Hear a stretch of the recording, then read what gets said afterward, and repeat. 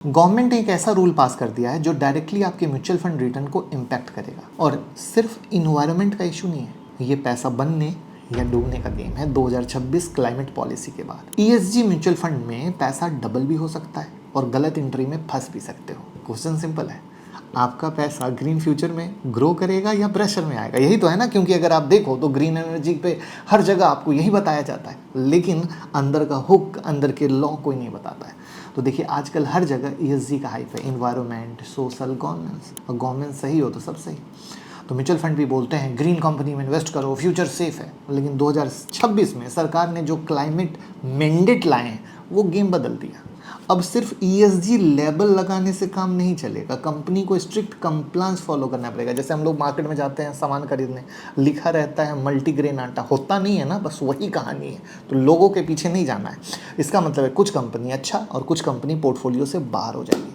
और इस बीच में जो इन्वेस्टर है वो या तो प्रॉफिट कमाएंगे या कंफ्यूज हो जाएंगे, और गलत जो म्यूचुअल फंड लेकर बैठेंगे सिर्फ लोगों की ये मल्टीग्रेन है वो फंस जाएंगे। तो देखिए सरकार ने 2026 के लिए स्ट्रिक्ट क्लाइमेट टारगेट सेट किए हैं। कार्बन इमिशन लिमिट को टाइट करना, ग्रीन एनर्जी एडॉप्शन को मैंडेटरी करना, ईएसजी डिस्क्लोजर रूल को स्ट्रिक्ट करना, नो कंप्लायंस कंपनी पर पेनाल्टी। अब पहले क्या होता था, कंपनी थोड़ा सा ईएसजी दिखा देती थी और म्यूचुअल फंड उन्हें ग्रीन बोलकर बेच देते थे। अब क्या होगा, रियल कंप्लायंस चेक होगा, डेटा बेस्ड ईएसजी स्कोरिंग होगी, फेक ईएसजी कंपनी एक्सपोज होगी।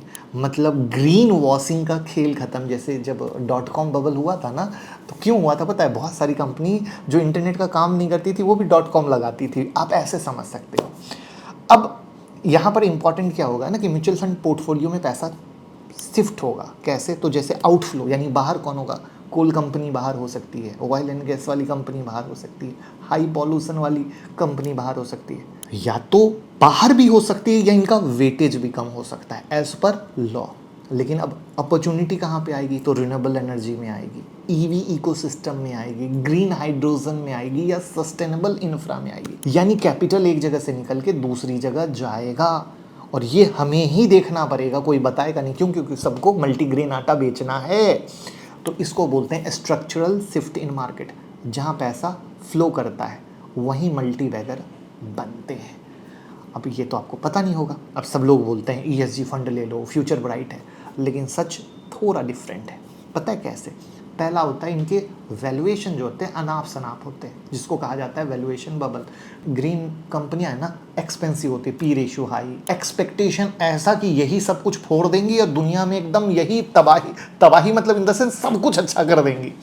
रिस्क दूसरा, पॉलिसी की डिपेंडेंसी। सरकार की पॉलिसी जैसी चेंज होती है खेल खराब होता है। जैसे सब्सिडी बंद कर दें, रेगुलेशन शिफ्ट हो जाए। सुजलॉन एक ज़माने में विंड पे काम करता था, जब सरकार की पॉलिसी चेंज हुई उसी के कारण बेचारे सुजलॉन की दग गई थी। ये तो फिर बाद में कम बैक किया, वो अलग स्टोरी है। तीसरा है वोलेटिलिटी। इनिशियल फेज में ईएसजी फंड में वोलेटिलिटी हाई रहेगी, न्यूज ड्रिवन मार्केट है, ग्लोबल पॉलिसी इम्पैक्ट है, तो इसको बोलते हैं शॉर्ट टर्म का खेल, लॉन्ग टर्म का नहीं। चौथा, अब कहानी समझो ध्यान से, सबसे इंपॉर्टेंट। आप इन सब बातों को पूछोगे रिटर्न मिलेगा या नहीं, तो बताएं ना शॉर्ट टर्म में रिस्क कैसे होगा, और लॉन्ग टर्म में आपको मल्टीग्रेन आटा देखकर नहीं खरीदना है, उसके अंदर की पूरी पढ़ाई करनी पड़ेगी, तभी होगा। ठीक है? क्योंकि लॉन्ग टर्म में अच्छा क्या है, सरकार का क्लियर कट पुश है, और ऊपर से अब तो ये ईरान वॉर के बाद तो और मामला क्लियर है।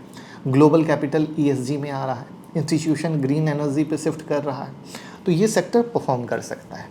ठीक है? तो जहाँ रेगुलेशन स्ट्रांग होता है वहाँ पैसा भी स्ट्रांग फॉलो करता है।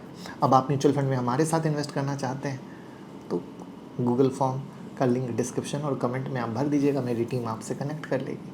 अब इन्वेस्टर को क्या करना चाहिए अभी के कंडीशन में? अब मैं ईएसजी की बात नहीं कर रहा, क्योंकि ईएसजी तो मैंने बता ही दिया। अभी वॉर के कंडीशन में एसआईपी करिए, लमसम ना करिए, डाइवर्सिफिकेशन इज़ मस्ट, और ईएसजी के हाइप में मत भागिए।